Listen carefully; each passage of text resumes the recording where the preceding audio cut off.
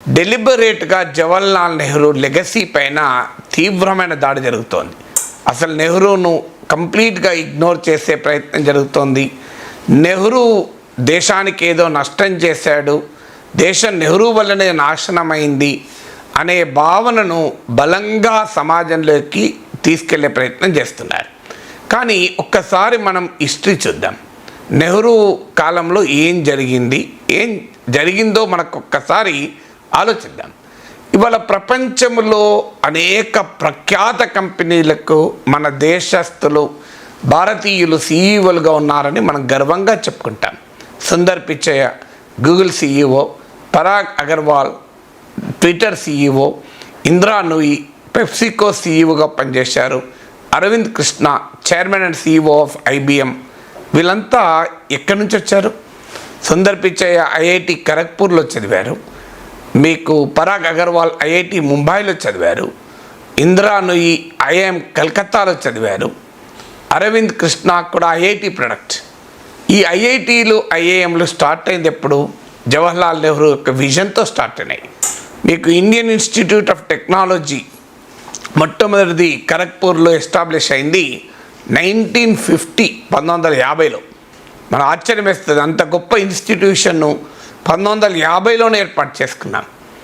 1956లో all India institute of medical sciences ఏర్పాటైంది, మొట్టమొదటి ఎయిమ్స్. ఇప్పుడు దేశమంతా ఎయిమ్స్ విస్తరించింది.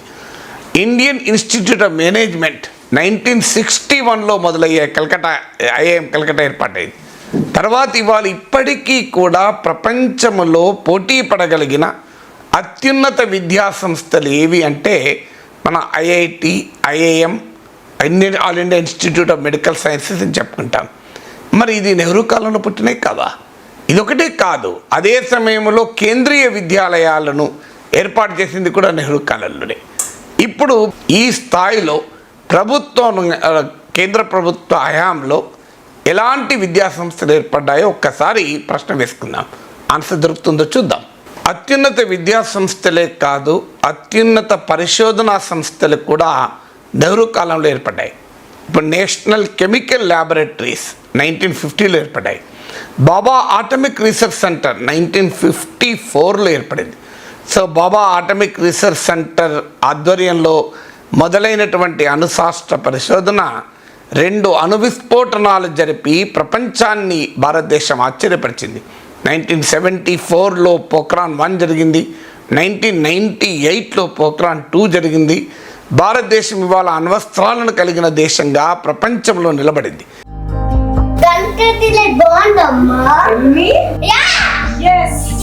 కంట్రీ డిలైట్ బఫెలో మిల్క్ ని మా ఫ్యామిలీ వాళ్ళకి ఎప్పటి నుండో వాడుతున్నాను. ఈ పాల ఫస్ట్ యూజ్ నుండి నాకు దీనిపైన చాలా నమ్మకం వచ్చింది. Choose country delight and live better. అలాగే అణు విద్యుత్ ఉత్పత్తికి బాటలు వేసినటువంటి అణుశాస్త్ర పరిశోధన 1954లో బాబా ఆటమిక్ రీసెర్చ్ సెంటర్ ఏర్పాటుతో ఊపందుకుంది. వాస్తవంగా హోమీ జే బాబా లాంటి గొప్ప శాస్త్రవేత్తల్ని గుర్తించి నెహ్రూ ఇచ్చిన ప్రోత్సాహము ఇవాళ అణుశాస్త్రంలో ఇంతటి విజయాలకు కారణమైంది. ఒక్క అణుశాస్త్రంగమే కాదు, నెహ్రూ ప్రత్యేకత ఏంటంటే ఒక్కొక్క రంగంలో ఒక గొప్ప వ్యక్తుల్ని ఐడెంటిఫై చేసి వారికి బాధ్యత ఇచ్చి ప్రభుత్వం తరఫున పూర్తి ప్రోత్సాహం ఇచ్చి వారికి దార్శనికత, పొలిటికల్ విజన్ ఇచ్చి వీటిని అభివృద్ధి చేయాలి అన్న దానికి ఒక పునాదులు వేశారు. ఇప్పుడు రోదసీ రంగంలో విక్రమ్ సారాభాయ్ కానీ, అలాగే ఎస్ఎస్ భాట్నగర్ కానీ, సిడి దేశ్ముఖ్ కానీ, భగవంతం కానీ, ఇలాంటి అనేక మంది శాస్త్రవేత్తలు, వర్గీస్ కురియన్ కానీ, ఇవన్నీ కూడా నెహ్రూ కాలంలో పునాదులు పడ్డాయి. ఇవాళ మనము అమూల్ గురించి మాట్లాడుకుంటాం. భారతదేశం ఇవాళ ప్రపంచంలో అతిపెద్ద మిల్క్ ప్రొడ్యూసింగ్ కంట్రీ. పాల ఉత్పత్తి ఎక్కడ మొదలైంది? అమూల్తో మొదలైంది. అమూల్ ఎప్పుడు స్టార్ట్ అయింది? నెహ్రూ కాలంలోనే. అలాగే మనకు హరిత విప్లవం బీజాలు పడింది ఎప్పుడు? ఒకప్పుడు మనము గోధుమలు దిగుమతి చేసుకునే దేశం నుంచి ఇవాళ ప్రపంచం ఉక్రెయిన్ వార్ నేపథ్యంలో ఆహారం కొరకు అల్లల్లాడితే ప్రపంచానికి గోధుమలు ఎగుమతి చేయగలిగిన దేశంగా భారతదేశం ఆవిర్భవించిందంటే అది నెహ్రూ కాలంలో బీజాలు వేసిన హరిత విప్లవం కాదా? వ్యవసాయ శాస్త్ర పరిశోధన కాదా?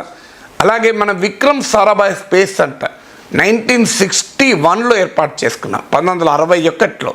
సో ఆ విక్రమ్ సారాభాయ్ స్పేస్ సెంటరు ఇవాళ రోదసీ విజ్ఞానానికి మనం ఉపగ్రహాలు ప్రయోగించుకుంటున్నాం, ఉపగ్రహ వాహక నౌకల్ని ప్రయోగించుకుంటున్నాం, ఇన్సాట్ ఉపగ్రహాలు, రిమోట్ సెన్సింగ్ ఉపగ్రహాలు, ఇవాళ నిఘా ఉపగ్రహాలు, పిఎస్ఎల్వీలు, జిఎస్ఎల్వీలు, ఇంత అద్భుతమైన ప్రగతి రోదసీ రంగంలో ఇవాళ మొదలైందంటే నెహ్రూ కాలంలోనే మనం రోదసీ పరిశోధనను మొదలుపెట్టి ఆ రోదసీ రంగంలో పునాదులు వేశాం. ఒక్క అణుశాస్త్ర రంగము, వ్యవసాయ శాస్త్రంగము, రోదసీ రాష్ట్రం కాదు, రక్షణ రంగం కూడా మీరు తీసుకోండి. ఇవాళ అనేక రకాల క్షిపణుల తయారీకి కేంద్రమైనటువంటి సంస్థలు మీకు defence research development organisation DRDO, అలాగే భారత్ ఎలక్ట్రానిక్స్ లిమిటెడ్, ఈ రెండు ఎప్పుడు పునాదులు పడ్డాయి? నెహ్రూ కాలంలో పునాదులు పడ్డ సంస్థలు కాదా? ఇవాళ డిఆర్డిఓ వల్ల అగ్ని లాంటి అత్యాధునిక క్షిపణులను కూడా భారతదేశం తయారు చేయగలుగుతోంది. సో ఇలాంటి రక్షణ శాస్త్ర రంగంలో దేశ స్వావలంబనకు పునాదులు వేసినటువంటి చరిత్ర ఈ పరిశోధన సంస్థలు లేదా? ఇవాళ ఈ పరిశోధనా సంస్థలతో పోటీ పడగల national geophysical research institute NGRI, మీకు ఈ ఎన్జిఆర్ఐ భూభౌతిక శాస్త్ర పరిశోధనలో అగ్రగామి పరిశోధనా సంస్థ 1961లో ఏర్పాటైంది. సో ఈ పరిశోధనా సంస్థలతో పోటీ పడగల DRDO, Bharat electronics limited, national geophysical research institute, national chemical laboratory, ఇలాంటి ఏ పరిశోధనా సంస్థతో, విక్రమ్ సారాభాయ్ స్పేస్ సెంటర్, బాబా అటామిక్ రీసెర్చ్ సెంటర్, వీటితో పోటీ పడగల ఒక్క పరిశోధనా సంస్థ అయినా ఏర్పాటైందా? దేశ పారిశ్రామిక పునాదులు వేసింది రెండవ పంచవర్ష ప్రణాళికలో. మొహల్ నబీస్, జవహర్లాల్ నెహ్రూకి అత్యంత సన్నిహితుడైన మొహల్ నబీస్ ప్రణాళికతో భారతదేశ పారిశ్రామికీకరణకు పునాదులు పడ్డాయి. జవహర్లాల్ నెహ్రూ కాలంలోనే స్టీల్ నుంచి మొదలుకొని ఆయిల్ అండ్ గ్యాస్ వరకు అనేక కీలకమైన రంగాల్లో భారతదేశం బలమైన పునాదులు వేసుకుంది. మీకు ఒక ఉదాహరణ చెప్తాను. ONGC, oil and natural gas corporation, ONGC 1956లో ఏర్పాటైంది. ఇవాళ ఓఎన్జీసీ భారతదేశంలో ఈ ఇంధన రంగంలో ఒక మహోన్నతమైన కృషి చేయడమే కాకుండా ప్రపంచంలో కూడా ఇవాళ అనేక చమురు క్షేత్రాల్లో ఓఎన్జీసీ పెట్టుబడులు పెట్టింది. మీకు రష్యాలోని సకాలిన్ చమురు క్షేత్రంలో ఓఎన్జీసీకి చెందిన విదేశీ విభాగమైన ఓఎన్జీసీ విదేశ్ లిమిటెడ్ ఓవిఎల్ పెట్టుబడులు పెట్టింది.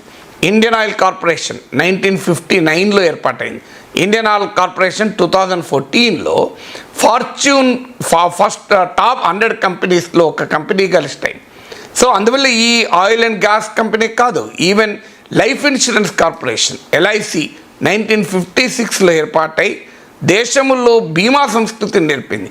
ఇవాళ 40 కోట్ల భారతీయులు ఎల్ఐసిలో పాలసీదారులుగా ఉన్నారంటే మామూలు విషయం కాదు.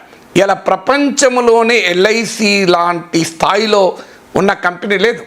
ఇందులో అత్యధిక భాగం 95% ఎల్ఐసి పాలసీదారులకే లాభాలను పంచిపెట్టేటువంటి ఒక యునీక్ కార్పొరేషన్గా ఎల్ఐసి ఏర్పాటైంది. మీరు ప్రపంచంలో ఉన్న టాప్ ఇన్సూరెన్స్ ఫార్మ్స్ కూడా మీరు ఎల్ఐసితో పోటీ పడలేని పరిస్థితిలో ఉన్నాయి. మరి ఇది ఎప్పుడు మొదలైంది? నెహ్రూ కాలంలో కాదా? మీకు ఇంకొక ఉదాహరణ కూడా చెప్తాను. ఈ పెద్ద పెద్ద కంపెనీలకు కాదు, ఇరిగేషన్ ప్రాజెక్టులు, మీరు హిరాకుడ్ దేశంలోనే పొడవైన ప్రాజెక్ట్ 1947లో మీకు నిర్మాణం మొదలై 57 ఆ ప్రాంతంలో నెహ్రూ ప్రధానమంత్రిగా ఉండగానే పూర్తయింది. మన నాగార్జున సాగర్ ప్రాజెక్టుకు పునాది వేసింది ఎవరు? 1955లో జవహర్లాల్ నెహ్రూ పునాదులు వేశారు. దేశంలోనే అతిపెద్ద ప్రాజెక్ట్ అయిన బాక్రానంగల్ ప్రాజెక్ట్ 1948లో పునాదులు వేసి 1963లో పూర్తయ్యాయి. మరో నాగార్జున సాగరు, మరో బాక్రానంగలు, మరో హిరాకుడ్ ప్రాజెక్టు మనం ఏర్పాటు చేసుకోగలిగామా? మనం ఏం ఏర్పాటు చేసుకున్నాం? ఒకటి, దేశంలోనే అత్యంత ఎత్తైన సర్దార్ పటేల్ విగ్రహాన్ని నిర్మించుకున్నాం. బాక్రానంగల్, నాగార్జున సాగర్, హిరాకుడ్తో పోటీ పడగల ఒక ఇరిగేషన్ ప్రాజెక్టుకి ఎక్కడైనా పునాదులు పడ్డాయా? అలాగే ఒక ఇండియన్ ఆయిల్ కార్పొరేషన్, ఒక ఓఎన్జీసీ, ఒక ఎల్ఐసి లాంటి ఒక అతిపెద్ద కంపెనీలు, దేశ స్వావలంబనకు ఉపయోగపడే కంపెనీలు, ఒక భారత్ ఎలక్ట్రానిక్స్ లిమిటెడ్ లాంటి కంపెనీలు ఏమైనా ఏర్పాటయ్యాయా? జరుగుతుంది ఏంటి? ఎల్ఐసిలో వాటాలు అమ్ముకుంటున్నాం, బీపీసీఎల్లో వాటాలు అమ్ముకుంటున్నాం, చమురు కంపెనీలను ప్రైవేటీకరిస్తున్నాం. సో ఏ రకమైన ప్రగతి మనం నెహ్రూ కాలంలో సాధించిన దానికి పోలికుందా?